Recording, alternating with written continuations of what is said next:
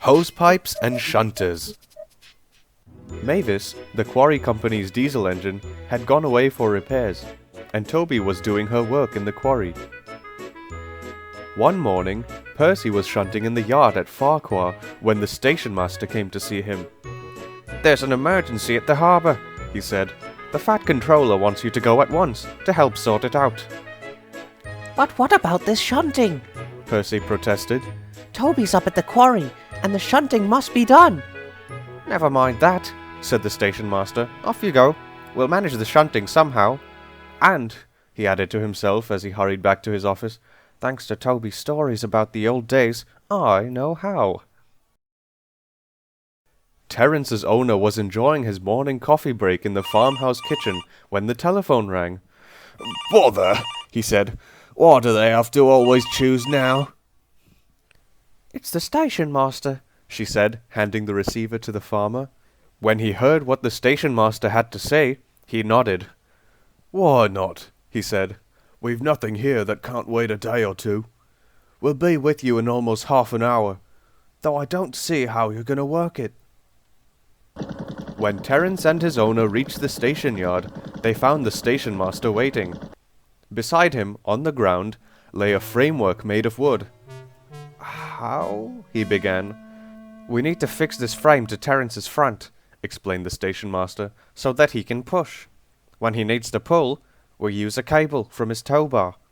The shunters will tell you where the trucks need to go. Oh, and if you need to cross any of the lines, please use those metal ramps." Terence had the time of his life. The trucks grumbled, but then trucks always do. Terence took no notice of them. "If Toby could see me now," he chuckled to himself. But up at the quarry, Toby had other things on his mind. He had worked hard all morning, and as he had only a small water tank, it was now nearly empty. Unfortunately, because Mavis did not need much water, the water column that had once stood near the office had been taken away. "Bother that Mavis," grumbled Toby. "Why can't she drink water like any proper engine instead of that horrible oily stuff? What am I going to do now?" Toby's driver laughed. "It's not her fault, is it?" he pointed out. "She can't help the way she was constructed." Toby was unconvinced. "There must be water somewhere," he said desperately. He knew that without it, his fire would have to be put out, and he would be stranded at the quarry until he had to be rescued. He didn't fancy the idea of Mavis's lonely shed. "There's a tap in the quarryman's restroom," the quarrymaster told him doubtfully, "and another here in the kitchen. You're welcome to use them." "Oh, splendid," said the fireman, rubbing his hands. "Now all we need is a hosepipe." "There's one in my shed at home," said a shunter, and he went off to fetch it.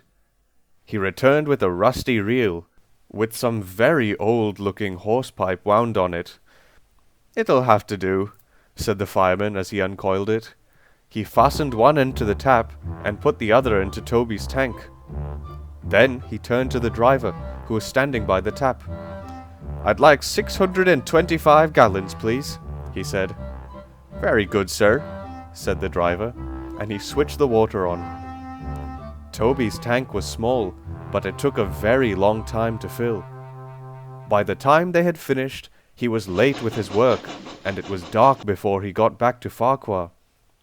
"Quarries are all very well," he grumbled as he fell asleep, "but you'd think a poor engine would be able to get a quick drink. Is that so much to ask?"